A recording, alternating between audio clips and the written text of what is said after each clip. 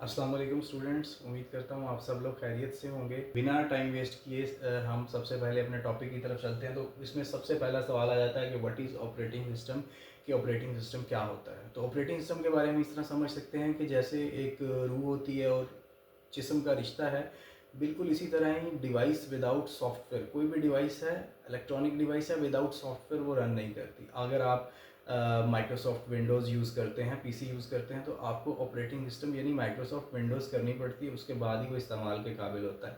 इसी तरह अगर आप मोबाइल यूज़र हैं तो आपके सिस्टम में जैसा कि आप देखते हैं कि आपके पास एंड्रॉयड का सॉफ्टवेयर चल रहा होता है। एंड्रॉयड का सॉफ्टवेयर होगा तो ही आप उस डिवाइस को इस्तेमाल कर सकते हैं, कॉल्स कर सकते हैं, टेक्स्ट कर सकते हैं, व्हाट्सएप यूज़ कर सकते हैं, तो उसका होना ज़रूरी है। तो ऑपरेटिंग सिस्टम से मुराद है, सबसे पहली जो बात आ जाती है सिस्टम सॉफ्टवेयर के। ऑपरेटिंग सिस्टम क्या है? ऑपरेटिंग सिस्टम एक सिस्टम सॉफ्टवेयर है जो डिवाइस के लिए तैयार किया जाता है, सो दैट आप उस डिवाइस को इस्तेमाल कर सकें, वो इस काबिल हो कि उसको आप इस्तेमाल कर सकें, आप उसको यूज़ कर सकें। उसका जो टास्क है, ऑपरेटिंग सिस्टम की जो पहली जिम्मेदारी आती है, तो उसके साथ मैंने जो है ये लिखा है ऑर्गेनाइज हार्डवेयर। ये क्या करता है? ऑपरेटिंग सिस्टम सॉफ्टवेयर उसके हार्डवेयर को सारे को तरतीब देता है, मुनज़्ज़म करता है और रेडी करता है कि वो यूज़र का टास्क परफॉर्म कर सके।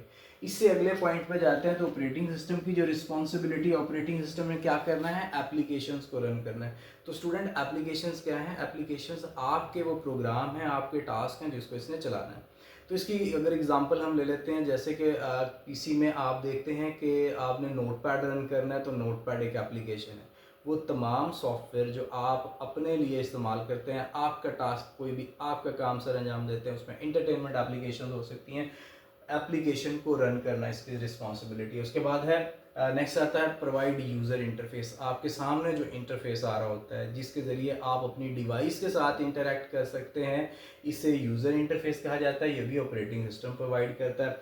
अब हम यहाँ पर इसकी एग्जांपल देख लेते हैं। यहाँ पर मैंने लिखा है कि विंडोज़ ऑपरेटिंग सिस्टम, आप डेफिनेटली आप पीसी इस्तेमाल करते हैं तो आपको Windows operating system, Microsoft Windows उसमें इंस्टॉल करनी पड़ती है। आईओएस एप्पल के लिए, एंड्रॉयड आपके मोबाइल फ़ोन का ऑपरेटिंग सिस्टम, यानी कि आम अल्फाज में हम उसे सॉफ्टवेयर कहते हैं कि आपके मोबाइल के अंदर सॉफ्टवेयर है तो आप उसे इस्तेमाल कर सकते हैं। उसके बाद नेक्स्ट जो organise system as central system controller, इसमें हम देखेंगे क्या है। तो इसमें बता रहा है to control all activities in specific sequence, के जितनी भी एक्टिविटीज़ होती हैं आपके सिस्टम के अंदर, आपके कंप्यूटर के अंदर, आपकी डिवाइस के अंदर, उनको एक तरतीब से चलाने की जो जिम्मेदारी है, ये जिम्मेदारी भी ऑपरेटिंग सिस्टम की ही है।